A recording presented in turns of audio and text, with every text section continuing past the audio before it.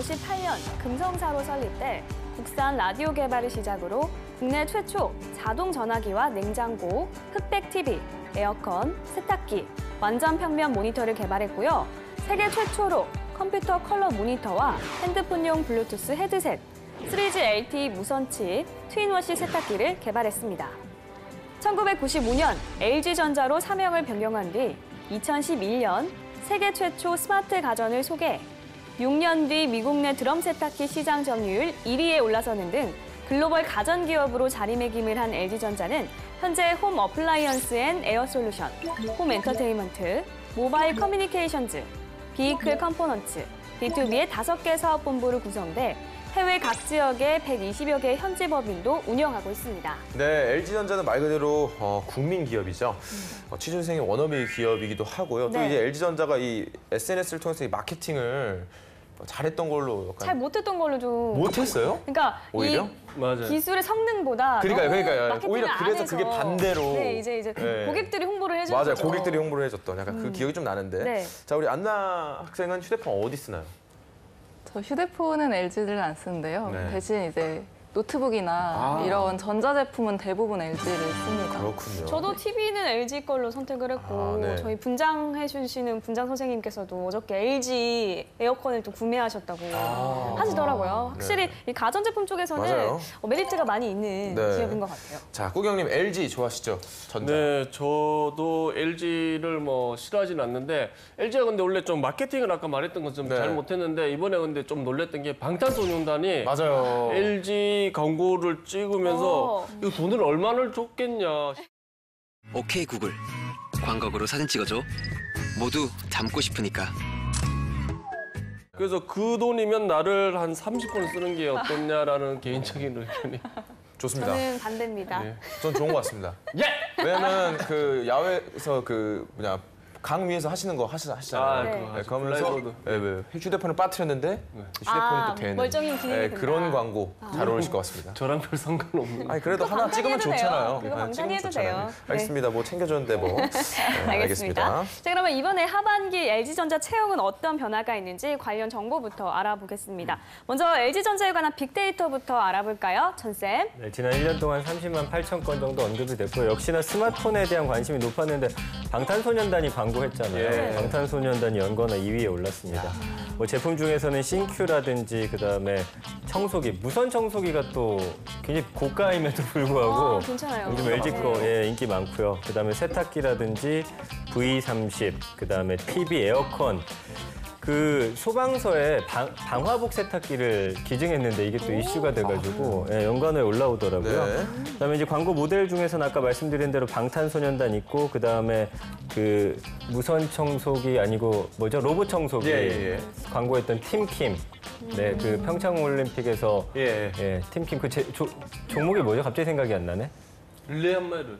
아니 이거 컬링. 컬링 때문에 팀킴도 올라왔고요. 네. 그다음에 프리미엄이란 단어가 있어서 이거 찾아봤더니 이번에 휴대폰이 아무래도 애플하고 삼성에 비해서 조금 그 인지도가 떨어지다 보니까 아예 이제 고가 제품 내놨는데 200만 원짜리 시그니처 휴대폰 나왔습니다. 이거 300대만 일단 판다고 하는데 이제 고가 전략으로 해가지고 휴대폰 시장에서도 좀 자리매김하겠다 이런 의혹까지 볼 수가 있었습니다. 네, LG전자 핫합니다. 자, 홍쌤 그렇다면 LG전자의 채용 어떻게 하고 있을까요? 그 사업부별로 다르게 이제 채용이 같이 전환이 돼요. 그래서 여러분들이 LG전자 쓸 때 어느 사업부를 쓸까 이공계들은 이 부분이 아주 관심사인데 네. 우선 H&A 이쪽은 이제 가전 쪽으로 여러분 생각을 하시면 됩니다. 백색 가전 쪽이고요. 이쪽에서 하드웨어, 소프트웨어, 기구 설계 인력 채용이 있고 근무지가 이제 창원과 서울에서 같이 근무를 할 수 있게끔 둘 중에 하나 이제 배치될 때 좀 선정이 되고요. 그다음에 MC 사업본부는 이제 우리가 흔히 얘기하는 모바일 스마트폰을 생각하시면 돼요. 이쪽에서도 하드웨어, 소프트웨어, 그다음에 기구 또 경우에 따라서는 작년 하반기는 UX 관련된 직군의 채용도 열렸습니다. 그다음에 HE 이쪽은 이제 TV 쪽으로 생각할 수 있고요. 또 여기서도 하드웨어, 소프트웨어, 그다음에 기구 설계 인력. 여기는 이제 평택하고 서울로 이제 근무지가 나뉘고요. 그다음에 VC 사업본부. LG전자 생각하는 친구들이 VC 사업본부를 굉장히 많이 선호해요. 그러니까 이쪽이 LG전자 향후 미래의 먹거리라고 할 수 있는 전장, 자동차 부품 쪽의 사업을 진행하고 있습니다. 네. 그다음에 문과 학생들은 이제 한국 영업본부를 쓰게 되는데 삼성전자 같은 경우에는 이제 국내역과 해외 해외영업을 한국총괄, 그다음에 해외영업 이렇게 나눠서 뽑는데 LG전자 같은 경우에는 한국영업본부로 채용을 하고요. 그다음에 이후에 이제 해외로 전환될 수 있는 그런 기회들이 주어집니다. 그다음에 또 CFO는 이제 재무 쪽으로 이제 채용이 있고요. 그다음에 본사 사업 본부로 가게 되면 우리가 흔히 얘기하는 스텝 직군들, 뭐 인사라든가 SCM 구매, 생산, 서비스, 품질 직군의 채용이 있고, 그 다음에 또 CTO 부분이라고 해서 석사 학생들은 또 이제 선임 과제를 진행하고 있는 파트에 도전을 하게 되고, 소재 생산 기술원이라고 해서 앞서 말씀드린 사업부와 별개로 이 CTO와 소재 기술 개발 연구원은 결국에는 조금 미래 개발, 선행 개발을 주로 진행하고 있는 조직이 됩니다. 그래서 여러분들 LG전자 도전할 때는 본인의 좀 근무지 같은 거, 그 다음에 또 본인의 공학 프로젝트를 고려해가지고 사업부로 갈 거냐, 연구소로 갈 거냐, 이런 고민들이 취준생들에게 중요하기에 9월 공채가 오픈되게 되면 또 이런 걸 결정하기가 어려워요. 그래서 미리미리 내가 어느 사업본부에 도전해야겠다 이런 생각을 갖춰주는 것이 취준에서는 유리한 고지를 선점하게 됩니다. 네. 자, 그럼 우리 LG전자 또 연봉 한 어느 정도 됩니까? 네, 올해 7월 그 자플래닛이 공개한 자료를 보니까 평균 연봉이 7,035만 원입니다. 사원이 4,115만 원, 대리가 4,829만 원. 과장이 5,547만 원, 차장이 6,386만 원, 그리고 부장이 7,871만 원을 받고 있습니다. 네. 자, 홍쌤, 그렇다면 LG전자에 입사하려면 어떤 스펙이 필요할까요? 실제로 합격했던 학생을 보면 이 친구는 영미권 유학생이고요. 학점이 좀 낮은 수준이었어요. 그러니까 3점 초반 정도 되고 전자공학으로 이제 전공을 했고요. 그다음에 이 친구는 이제 실제로 그 해외에 있을 때 거기서도 이제 인턴십 코스를 밟았던 경험이 있었어요. 그래서 제가 보기에는 유학생들도 취업이 녹록치 못해요. 그러니까 실제로 조직에서는 유학생들만으로 조직을 꾸리지 않거든요. 그러니까 글로벌 비즈니스가 진행되는 일부 과정을 유학생들에게 TO로 줄 때가 많죠. 근데 이공계들은 또 취업이 잘 되는 편이에요. 상대적으로. 유학생들은 문과들이 많거든요. 그래서 이 친구는 취업이 됐고요. 그다음에 이 친구는 저 호주 지역에서 이제 전공을 했고 경영 쪽으로 이제 전공을 했어요. 그리고 실제로 이제 LG전자 영업 직군으로 이제 채용이 됐는데 이 친구 같은 경우에는 해외에 있을 때 저 자동차 회사에서도 인턴을 했던 경험이 있었고요. 그다음에 이민회 활동을 진행하면서 마케팅 관련된 경험을 또 했었어요. 그래서 여러분들이 그 주로 이제 유학생들도 해외에 있을 때 그리고 그다음에 여러분들이 지금 아마 방송 보는 분들 중에 교환학생이라든가 어떤 연수를 준비하는 친구들이 있거든요. 그런데 취업을 생각한다고 하면 그 현장에서 어학만 공부하는 것이 아니라 요즘 우리나라 대기업들의 해외 현지 법인들이 많고 또 코트라 이런 장소에서 또 인턴할 수 있는 그런 기회들이 있어요. 그래서 이 부분을 만약에 챙겨두면 나중에 내가 졸업 이후 구직활동을 할 때 좋은 이야기 소재가 된다. 이런 부분들도 느끼셨으면 좋겠습니다. 네. 자, 이번엔 기업에 대해 좀 더 깊숙이 알아보도록 하겠습니다. 핫한 키워드를 통해서 기업을 저격하는 시간이죠. 상국이요. 네, 키워드를 통해서 기업을 저격해 보도록 하겠습니다. 꾸기의 해시태그! 첫 번째 해시태그 보도록 하겠습니다. 짜잔! 샵 인공지능이 답, 샵 SW 개발자의 날입니다. 우리 LG전자가 앞선 기술을 많이 선보여 왔었는데 우리 앞으로는 기술은 단연 인공지능이 앞서 나갈 거라고 예상을 하고 있다고 합니다. 그래서 매년 그룹의 브레인들만 모여서 우리 소프트웨어 개발자들이 아이디어를 공유를 하고 있다고 하는데 올해 주제 역시 인공지능이었다고 합니다. 네, 브레인들의 모임, 이게 어떻게 하는 건지 궁금한데요. 그러니까 말씀해 주신 대로 LG전자가 인공지능 분야 연구개발 강화하기 위해서 관련 연구개발자들을 전체 회사에서 모아가지고 이제 이것과 관련한 어떤 세미나도 열고 지식을 좀 공유하는 그런 것들을 정례화하고 있는 거고요. 인공지능이나 로봇, 그다음에 블록체인 같은 그런 기술들 예전에는 이제 기술이 따로따로 돌았다면 이제는 융복합 시대라 어떤 전자제품에 이 기술들을 어떻게 집약시켜 넣는지가 과제이기 때문에 전자제품에 어떻게 적용을 하고 이것을 함께 실현할지에 대한 그런 연구를 함께 하는 것으로 보이고요. 일단은 4차 산업혁명 시대를 좀 LG가 선도하고자 하는 그런 목표를 갖고 있는 것 같아요. 근데 다른 회사들도 다 하고 있는 그런 작업들이고 기존 사업 전반에서 인공지능, 빅데이터 이런 것들을 잘 활용하기 위한 어떤 그러니까 회사에서의 소위 말하는 브레인들이 모여서 아이디어를 서로 공유하고 또 발전시켜 나가는 그 정도의 모임이라고 생각하시면 될 것 같습니다. 네. 자, 그렇다면 다음 해시태그 볼까요? 네, 다음 해시태그 보도록 하겠습니다. 짜잔! 샵 지원자 배려 서비스 샵 문은 열려 있다입니다. 우리 LG전자 채용 방식은 우선 지원자들을 배려해 준다는 겁니다.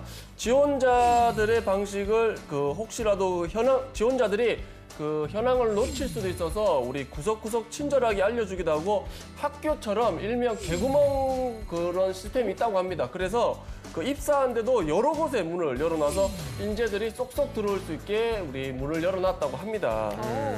그렇군요. 자, 그렇다면 지원자들을 어떻게 배려하고 있는지 궁금한데요. 그러니까 뭐 그동안은 이제 LG가 각 계열사마다 채용 공고를 따로 냈었나 보죠. 이 각 사별 채용 홈페이지를 통해서 공고를 확인한 후에 입사 지원서를 지원하던 기존과 다르게 이제는 다 통합해가지고 한꺼번에 볼 수 있는 그런 시스템을 만들었고요.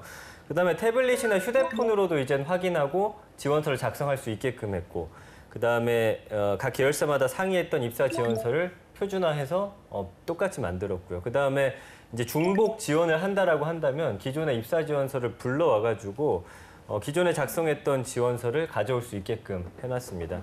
그리고 시기를 놓치지 않도록 좀 안내해주는 알림도 이제 해놓을 수 있고요. 그다음에 이제 중복 지원하더라도 인적성 검사는 한 번만 볼 수 있게 이렇게 통합을 했어요. 그래가지고 뭐 같은 계열사 안에서는 3개 회사까지 낼 수 있고 인적성 검사는 한 번만 볼 수 있도록 일단은 취업 준비하는 학생들에게 조금 더 평이하게 좀 LG 전체 계열사에 관련해서 좀 지원할 수 있도록 이렇게 만들어놨습니다. 그리고 또 문은 열려 있다라고도 했는데 어떤 문들이 열려 있을까요?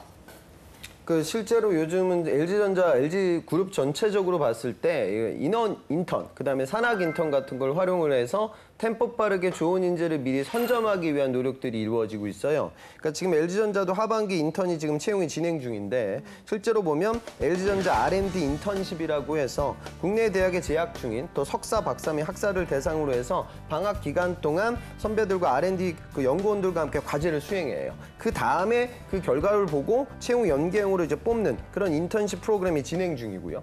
LG 디스플레이 같은 경우에는 4학년 1학기 재학생을 대상으로 해서 미리 선발을 하고 그 다음에 16주간 근무를 한다 하고 또 OJT 교육을 받고 과제를 진행하는 채용 연계형 인턴십 프로그램을 진행하고 있고요. 그 다음에 LG전자하고 같이 협업을 한다고 볼 수 있는 LG전자의 종합 부품회사라고 할 수 있는 LG이노텍 같은 경우에는 더 빠릅니다. 3학년 2학기 때 이공계 대학생들 대상으로 해서 1년간 교육과정을 거쳐서 입사까지 끌어오는 이런 연계 채용형 채용 프로그램을 진행하고 있고요.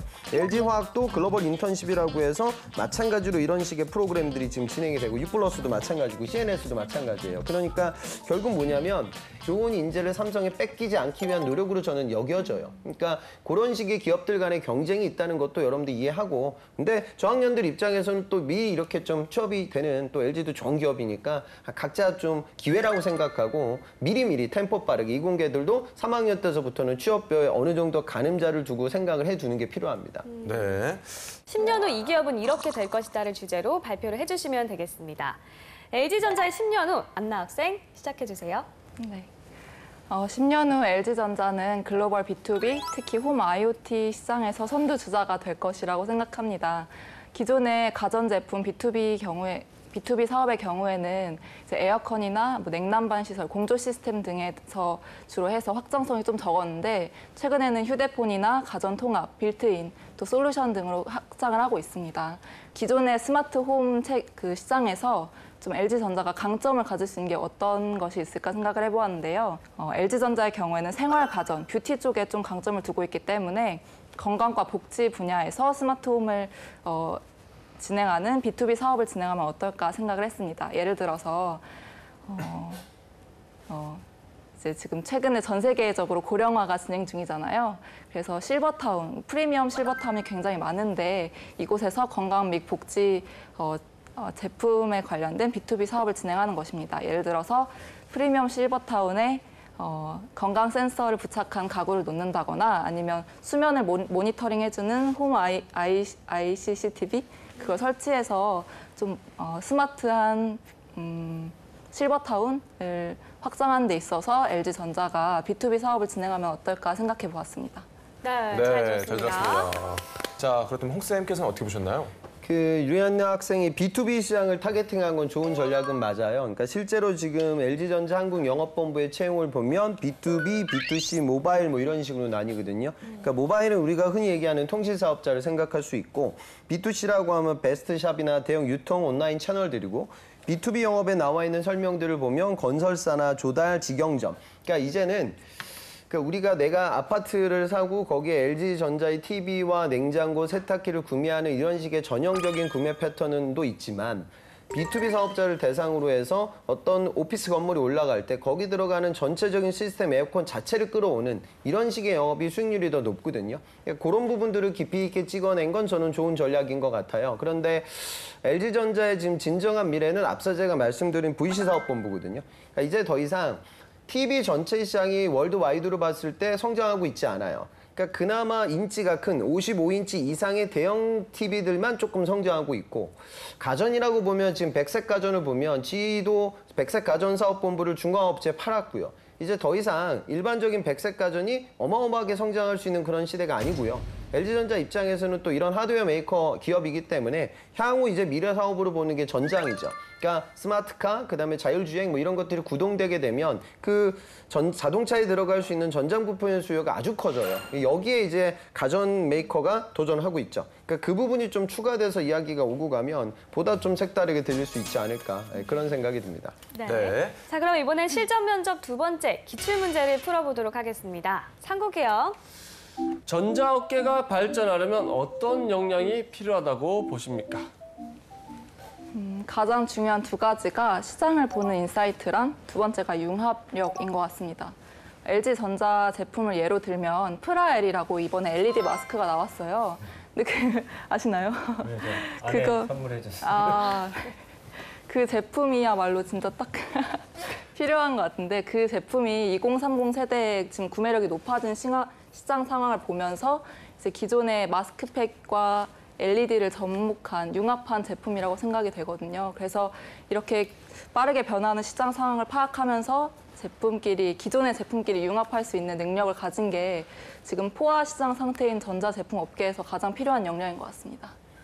안나 학생은 아주 잘하네요. 저기 나중에 인적성 공부 열심히 하면 안나 학생은 충분히 좋은 기억 갈 수 있을 것 같아요. 지금 칭찬을 안 하는 사람인데요. 훌륭하잖아요. 상무 씨한테도 언제 칭찬할 일이 생겼으면 좋겠네요. 진짜 안 해.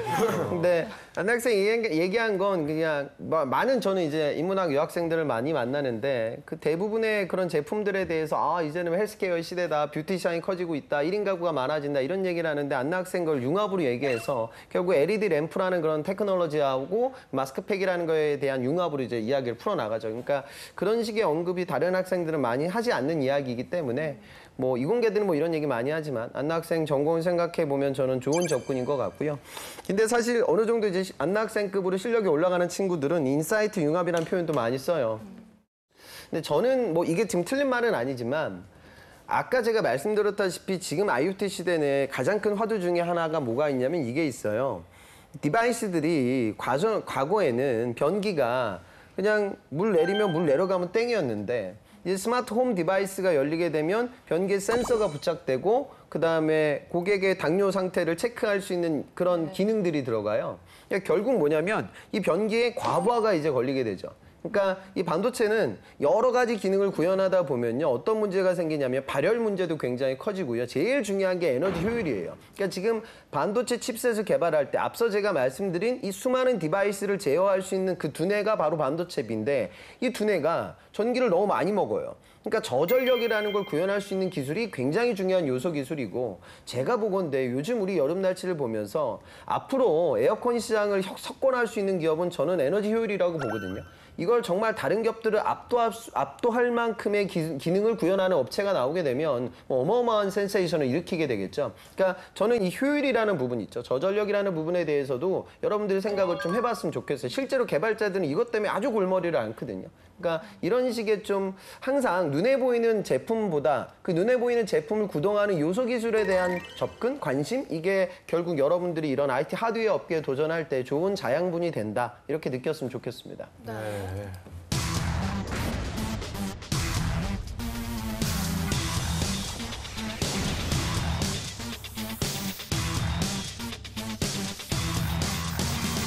1969년 고 이병철 회장이 삼성전자공업 주식회사를 설립, 이듬해 일본 산요와 흑백 TV 생산을 시작해 6년 만에 100만 대를 생산한 만큼 급속히 성장했습니다.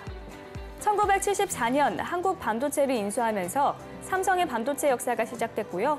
84년에 지금의 삼성전자 주식회사로 이름을 변경하면서 매출액 1조 원을 돌파했습니다. 세계 최초 64메가 디램 개발, 세계 최초 디지털 TV 양산, 스마트폰 개발 등 혁신적인 제품을 선보이며 세계 80여 개국에 진출한 삼성전자는 삼성그룹의 대표 기업으로 가전제품, 휴대폰, 정보통신기기, 반도체 등을 생산 판매하는 글로벌 기업으로 계속 성장하고 있습니다. 네, 지난 3월부터 2018년 상반기 공채가 시작이 됐죠? 네, 지금 대부분의 기업들이 인적성 시험을 진행하고 있을 텐데요. 올해는 어떤 게 좀 달라졌고 또 취준생들은 어떻게 대비하면 좋을지 오늘부터 알아보겠습니다. 네. 그 첫 번째로 삼성전자인데요. 모든 취준생들의 워너비 기업이죠. 특히나 이과 쪽에서 삼성전자를 들어갔다 그러면 아, 이 친구는 특화된 부분이 있는 친구구나 이렇게 생각하는 경우가 많죠. 아무래도. 네. 자, 우선 삼성전자에 대한 빅데이터부터 한번 알아볼게요. 네, 지난 1년간 47만 9,400여 건 정도 언급이 됐고요. 이재용 부회장에 대한 이야기 예. 상당히 많았습니다. 물론 뭐 여러 가지 이슈들 때문에 그랬지만 3년 전까지만 해도 삼성 관련 이야기 쳤을 때 이건희 회장에 관련된 이야기 많았는데 이제는 대표적 인물로 이재용 부회장이 나타나고 있고요. 네. 그 외에는 반도체라든지 전략, 기술, 그리고 주식, 연봉 채용, 그 외에는 갤럭시 S에 대한 관심이 상당히 많았습니다. 네, 그러면서 스마트폰에 대한 언급량이 가장 많았고요. TV, 컴퓨터 등 다른 전자기기도 볼 수 있었지만 역시나 삼성하면 갤럭시 S, 그리고 애플과의 비교, 뭐 이런 연관어들이 상당히 많이 볼 수 있었습니다. 네. 홍쌤, 삼성전자의 올 상반기 공채 어떻게 진행될까요? 이번에 삼성 채용의 변화는 첫 번째는 과거에는 이제 R&D 직군, 그다음에 설비 직군 뭐 이 정도로 채용이 한 이원화됐었는데 이번에는 설계, 공정, 설비 직군으로 이렇게 좀 다변화됐고요. 그다음에 문과 전형 같은 경우도 모바일 쪽에 가겠다, TV를 가겠다 이런 결정을 하지 않았거든요. 그다음에 영업과 마케팅도 구분하지 않고 채용이 이루어졌는데 근본 채용은 이 사업군, 제품군마다 그다음에 영업과 마케팅을 각기 나눠서 뽑았어요. 그다음에 사업부 군이 다각화돼서 내가 어떤 사업부를 선정해야 되는지 고민이 더 깊어졌고요. 그다음에 직무 관련된 부분들도 그 양이 굉장히 많이 노출이 돼서 내가 어떤 사업부에 어떤 직군으로 써야 될지 제가 현장에서 굉장히 많은 학생들이 이 부분에 대한 상담을 했는데 이제 좀 어려워지고 있죠. 그래서 여러분들이 미래의 삼성인을 좀 꿈꾸는 분들이라고 하면 삼성에서 진행되고 있는 사업에 대해서 더 디테일하게 알아야 돼요.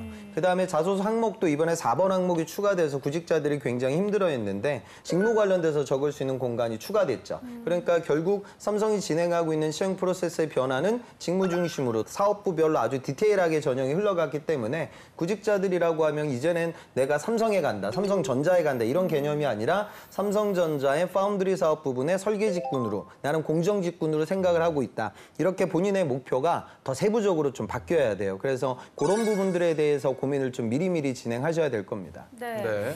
먼저 떠도는 한간의 소문부터 한번 알아볼까요? 상국이 형.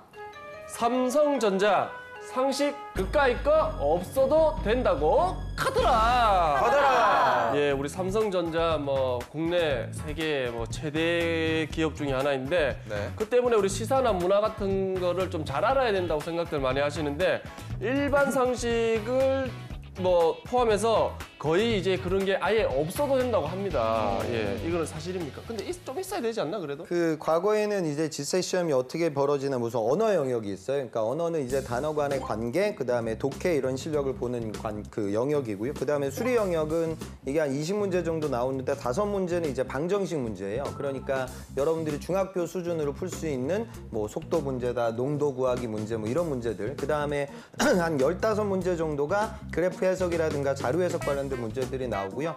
추리 영역으로 가게 되면 3단 논법이라고 해서 그러니까 논리적인 추론을 하는 문제, 그다음에 또 도식 추리라고 해가지고 도형을 추론하는 문제, 그다음에 단어 간의 관계를 보는 문자 추리, 그다음에 이제 논리 게임이라고 해서 문제 주어진 조건들을 추론해가지고 건물, 배식표 이런 걸 그려가지고 거기서 세부적인 조건을 찾아내는 이런 문제 유형들이 있었고요. 구직자들이 제일 힘들어하는 파트가 이제 시각적 사고 유형입니다. 그래서 8가지에서 9가지 유형으로 나오는데요. 뭐 전개도 문제라든가 아니면 뭐 큐브 블럭 같은 걸 합쳐가지고 여기서 나올 수 없는 모양을 찾아라. 그다음에 어떤 아주 복잡한 입체 도형을 위에서 봤을 때, 앞에서 봤을 때, 옆에서 봤을 때 뷰를 보여주고 다른 입체를 찾아라. 여러 가지 유형들이 있어요. 그러니까 많은 구직자들이 연습이 굉장히 어렵거든요. 그다음에 직무상식에서는 경제, 경영, 과학, IT, 역사 주로 이렇게 3가지 영역으로 출제가 됐는데 이번에 상식 파트가 사라졌어요. 그래서 특히나 이공계들 입장에서는 이런 상식이 굉장히 약하거든요. 역사라든가 경제, 경영의 용어나 개념들을 잘 모르고 있어서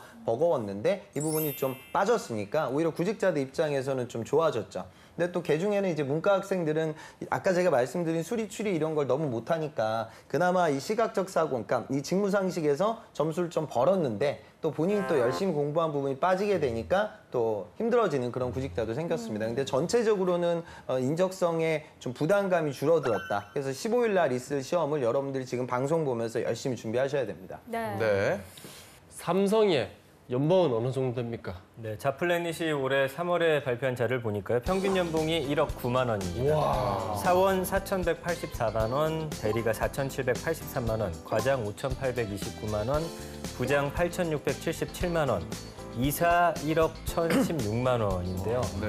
여기 알다시피 임원들도 상당히 많고 임원들 연봉은 또 어마어마하잖아요. 거기 이제 성과급까지 더해서 아마 평균 연봉이 1억대를 훌쩍 넘는 것으로 보입니다. 네. 아, 그렇군요. 대단합니다. 자, 홍쌤, 삼성전자에 입사하려면 어떤 스펙이 필요할까요? 아까 지민 학생이 삼성전자에 입사하는 이공계들은 뭔가 특출난 경험이 있다 이렇게 생각하지만 실제로는 그렇지 않습니다. 그러니까 그 구직자들이 착각하는 건 그거예요. 그러니까 내가 학교가 뭐 그냥 서울의 일반적인 학교 수준이고 학점도 뭐 대단하진 않아. 뭐 3점 후반대. 그다음에 어학도 뭐 대단하지 않아. 한 6급 정도. IM 정도 갖고 있고 인턴 뭐 짧은 시간 동안 1달, 2달 이거밖에 안 했어. 그러면 내가 이 정도 레벨을 가지고 이공계로서 삼성전자는 못 가. 라고 이제 취업 초보들이 생각을 해요. 여기를 못 간다고 생각하시면 안 되고 여기를 못 가면 아무 데도 못 가는 거예요. 작년 상반기가 한 3,500 정도 뽑았거든요.